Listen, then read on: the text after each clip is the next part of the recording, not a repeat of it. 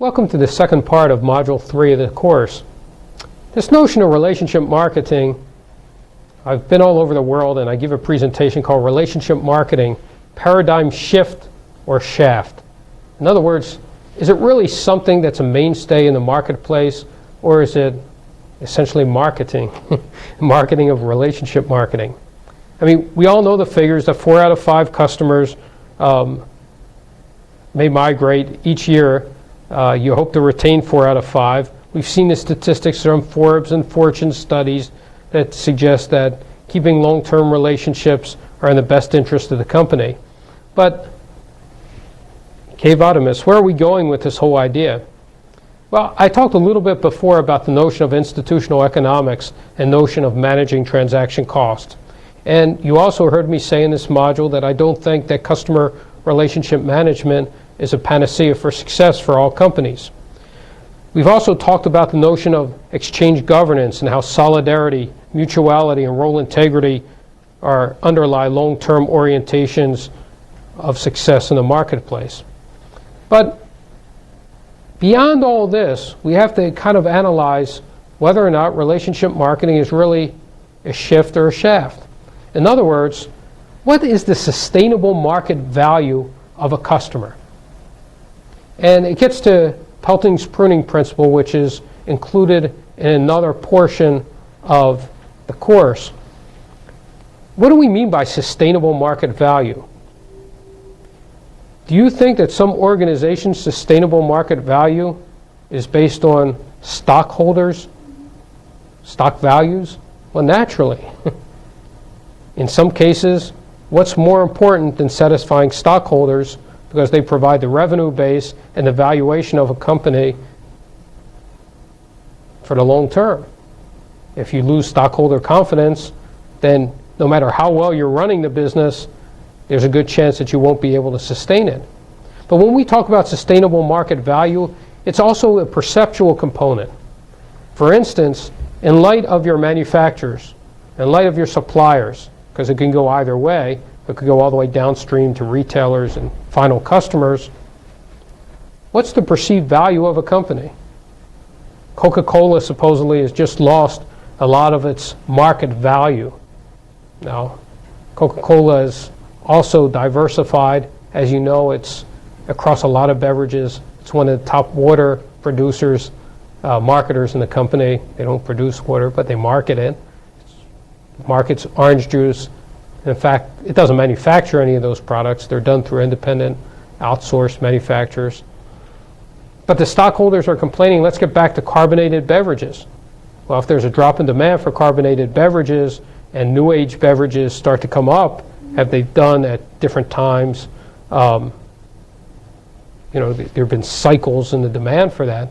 Sustainable market value is not just tied to bottom line profitability.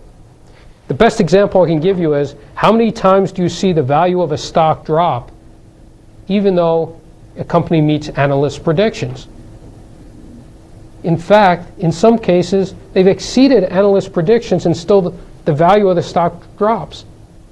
Now, true, I'm talking about a publicly held corporation or organization in this case, but many are. But it does show that there's a perceptual component. When Greenspan talks about a slight raise in interest rates, what's the reverberating effect all the way through all markets, not just the U.S. market, but world markets, as oil goes up, inches up in price, or a dramatic shift or dramatic drop, or an expectation of a change in administration? You all witnessed a bump in the stock market after the Republican National Convention. Okay, so there are a lot of perceptual elements that underlie this notion of market valuation. I talk a lot about it, and there's a separate sheet on the notion of Pelton's pruning principle, because I spend a great deal of time on this idea of how do we recognize customers. Well, I'm going to shift a little bit to some hands-on advice. I have a customer. I'm a supplier, and I'm supplying a manufacturer. How do I have a preemptive strike against my competitors? Well, I believe a great deal in involvement and engagement of the customer. So one thing that we organized for one company, we developed and implemented a program where in that manufacturer's decision makers' offices, we made them a part of an advisory board, actual consultants, and they meet periodically and they provide customer insights, and they have a big old plaque on the wall with my client's logo on it. Now, can you imagine how daunting it is to another chemical supplier? This happens to be a chemical company. So another chemical supplier salesman comes in there and sees this gigantic plaque on the wall. It's a very fancy plaque that has the company logo. And, you know, the entire thing is dreamed up. We basically picked the customers that we thought would be best as those prospects for developing long-term win-win relationships with. So basically the customer relationship management program is predicated on nothing more than a plaque and a couple, about 4 times a year, there are meetings, dinners that are mostly social, but there are opportunities for customers to talk about problems they have and how this particular client can improve its business and serve them better. So it's kind of an open avenue. And it's just a tactical approach to reaching this idea of recognition. I think recognition is one of the key components of all CRM processes.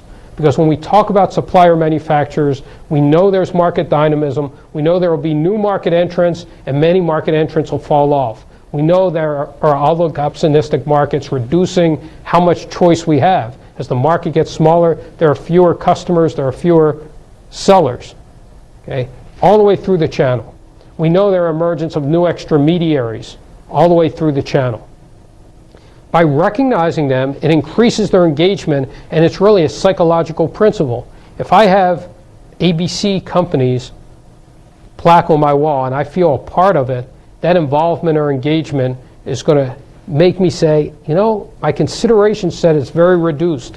Whether or not I'm even happy with that provider, I'm more willing to stay with that provider because I feel part of the trials and tribulations that provider may be experiencing as well. We've even seen in cases with another company that I do some work with where one of the manufacturers actually provided financial support to help the supplier out. And even though there were other suppliers in the marketplace, they felt a long-term commitment or an attachment to the supplier and were willing to help them. They didn't provide them money, they provided an opportunity for them to get some financing, okay, to get up to speed on some technology mix issues. The second thing is, what's the reward? That recognition only lasts so long. Plaques are easy to take off the wall. But how am I rewarding my customers? And when I talk about rewards, what are you doing for a manufacturer who's buying from you? Am I just giving them a better price? How do I reach that notion of customer delight, of customer surprise, of going in there and saying, you know what, even though it was beyond your expectation, after 5 years, you've been such a good customer, we want to do something special for you. And in fact, it's something that has to be an ongoing and systemic process. How can we do something better for you? Okay. It's easy to get complacency, but there has to be a reward. And that reward doesn't necessarily have to be price. It may be a team that's a dedicated team that enhances the service quality or the value creation in that channel relationship. The third thing is the notion of retention. Now, what do we mean by retention? Aren't all these ideas really aimed at retention?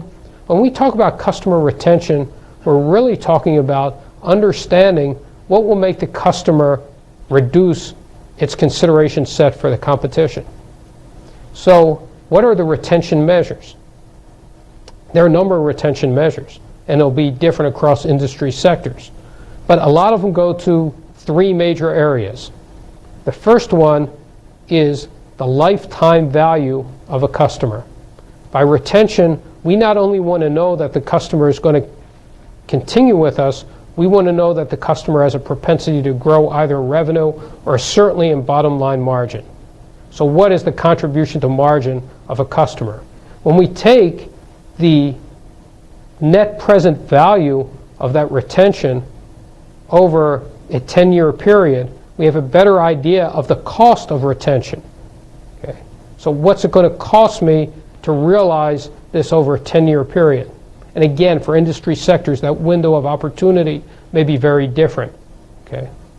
But certainly in the defense industry, 10 years is not unheard of. It's probably a norm because they tend to be longer term just by the nature and scope of the relationship. The second notion of retention is not just the net present value of whatever window, that lifetime value of a customer. It's the flip side of that. The flip side of retention is losing a customer. How much can you save by losing a customer? It's the toughest sell I've ever had in consultancy or working with companies, to get rid of customers. That a customer is going to lose you money. And they say, well, bottom line, they're making us money now. But the idea isn't what they're doing today, it's what they're doing in 5 years, 10 years, 15 years down the road. One of my clients in the past who was in the publishing industry, it was quite clear it was going to be sold off in pieces. And I had to convince it to essentially turn away some customers it had, because they would no longer be profitable as it changed. And its customers were likely to change as well. If you know anything about the publishing business, it's undergone dramatic changes. And if you talk about oligopsonistic markets, I published several books. The number of publishers in the last 10 years is less than half of what it was. From 1984 to 1994, we saw a major reduction in publishing. From 1994 to 2004, it's even halved from there. So over a 20-year period, there's significantly fewer publishers.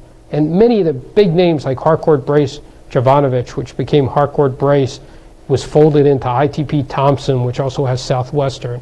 McGraw-Hill, which used to be part of Times Life Group, is now, Irwin, which was a big business publisher, was bought by McGraw-Hill. Irwin was part of Times Life Publishing. Dryden Press, which used to be part of CBS Publishing, acquired by Southwestern, then ITP Thompson acquired them, and you can just see how this whole mix. Vivendi, who had Houghton Mifflin, sold off Houghton Mifflin to Investment Group. Houghton Mifflin is probably going to be sold off in pieces quite soon. So I work with many of them, and I know how these things happen. So that second component is, how much is it going to cost me to lose a customer? Sometimes the cost will be negative, which means you have positive returns on losing a customer. The third area of retention is the most difficult because it's not quantitative, and it has to do with relationship quality. In other words, if we go back to the marriage metaphor, how satisfying is my relationship with this customer? And these things are not mutually exclusive, so it goes back to issues like the hassle factor that we talked about before. And finally, the last component is rejuvenation. Can we take a dead or stagnant customer and rejuvenate them and help them grow? I think this is the biggest lost opportunity in all customer relationship management, that some customers stagnate, that over time, because of complacency, that we don't expend enough resources in rejuvenating customers. And I've seen in the marketplace where this works quite successfully and works over time to enhance the bottom line performance of an organization. Thank you.